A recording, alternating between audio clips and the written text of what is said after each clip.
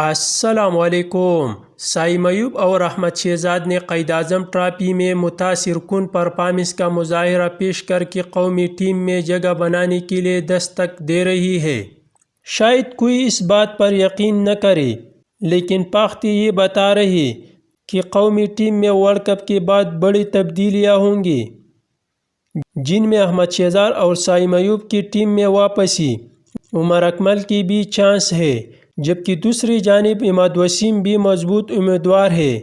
King Babar Azam کی کپتانی بھی شدید خطرے میں ہے، جس کے لیے متبادل محمد رضوان یا اماد وسیم آپشن ہو سکتی ہے۔